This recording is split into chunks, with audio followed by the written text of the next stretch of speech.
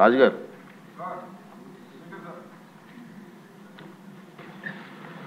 శాసనసభాపతి గారికి ధన్యవాదాలు. నాకు సప్లిమెంటరీ అవకాశం ఇచ్చినందుకు.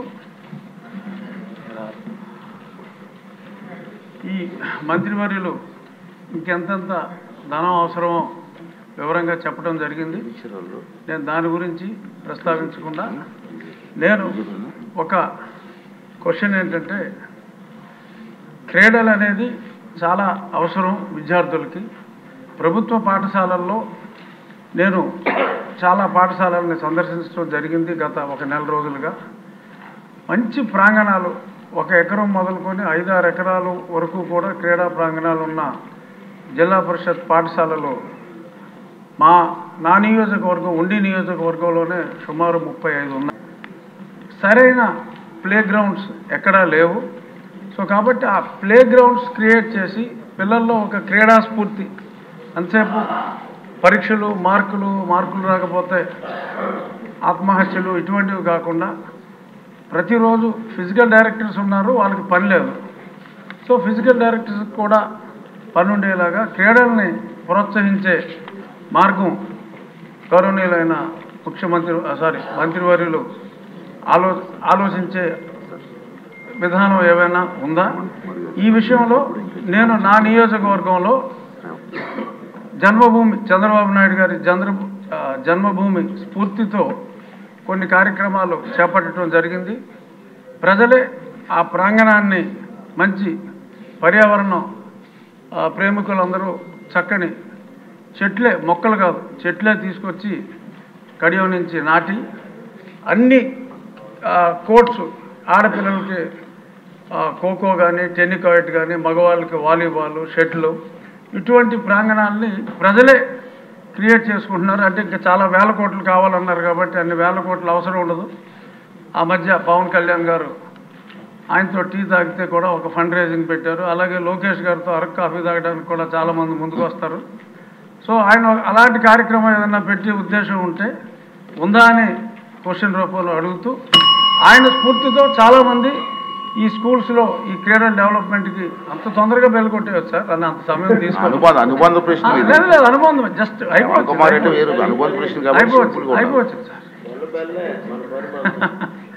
సో ఇటువంటి ఆలోచన చేస్తే లోకేష్ గారి స్ఫూర్తితో అన్ని ఊర్లలోనూ ఎటువంటి ధనం అవసరం లేకుండా వాళ్ళే చేసుకుంటారు. ఆ క్రీడా స్ఫూర్తి అనేది చాలా అవసరం కాబట్టి గౌరవనీయులైన మంత్రివర్యుల్ని ఆ దిశగా ఆలోచించమని కోరుకుంటూ మరొకసారి సమయం ఇచ్చినందుకు ధన్యవాదాలు. నరేంద్ర గారు నెక్స్ట్.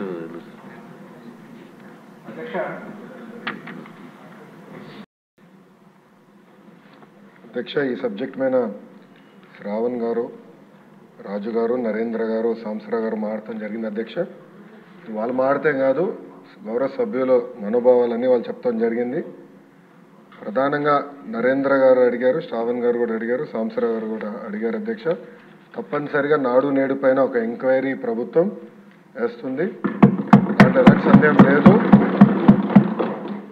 అగ్రిమెంట్స్ ఏంటి, గతంలో ఎవరికి ఇచ్చారు ఈ వర్క్లు, ఎందుకు పనులు సరిగా జరగలేదు, నాసరికైన పనులు జరిగినాయి అనేది పేపర్లో కూడా గతంలో వచ్చింది. దానిపైన తప్పనిసరిగా ఎంక్వైరీ వేస్తాం. రెండోది, సాంసరావు గారు చెప్పినట్లు ఫేజ్ 1లో కొన్ని భవనాలు కట్టారు, కానీ అది మూసేశారు, అని వాడట్లేదు. ఏకంగా స్కూల్స్నే మూసేసే పరిస్థితికి వచ్చారు. తెలుగుదేశం, జనసేన, భారతీయ జనతా పార్టీ విధానం ఒకటి. ప్రభుత్వ పాఠశాలల్ని మేము బలోపేతం చేస్తాం.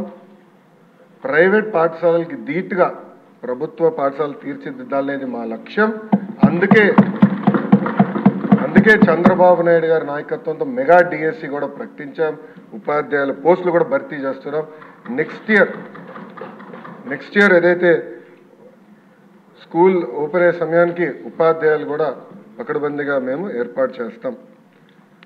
దాంతోపాటు రాజుగారు ప్రధానంగా ప్లే గ్రౌండ్స్ ఏర్పాటు చేస్తే బాగుంటుందని కోరారు. ఉపాధి హామీ పథకంతో అనుసంధానం చేస్తాం.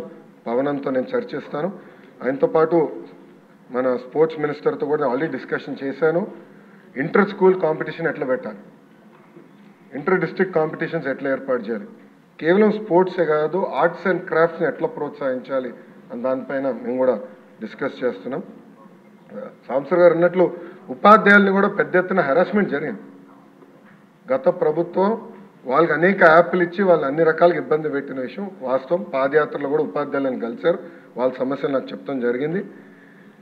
ఈ సంవత్సరం నా ఆలోచన, I'm subject to correction from members, నా ఆలోచన ఏంటంటే ఈ సంవత్సరం ముందల కేజీ టు పీజీ విద్యను మొత్తం ప్రక్షాళన చేద్దాం. నేను పక్క రాష్ట్రాల్లో కూడా ఎలాంటి కార్యక్రమాలు జరుగుతున్నాయి అనేది నేను చదువుతున్నాను. ఉత్తరప్రదేశ్లో నిపుణ్ కార్యక్రమం చేస్తున్నారు, ఢిల్లీలో కూడా అనేక కార్యక్రమాలు చేస్తున్నారు. నేను కూడా అది మొత్తం రివ్యూ చేస్తున్నాను. నేను కూడా ఫీల్డ్ విజిట్స్కి వెళ్ళాల్సిన అవసరం ఉంది. ఒక పక్కన విద్యార్థుల కోసం మనం డబ్బులు ఖర్చు పెడుతున్నాం, మిడ్ డే మీల్స్ కార్యక్రమాలు ఇస్తున్నాం, ఇన్ఫ్రాస్ట్రక్చర్ ఇంప్రూవ్ చేస్తున్నాం. కానీ లెర్నింగ్ అవుట్కమ్స్ ఏంటి?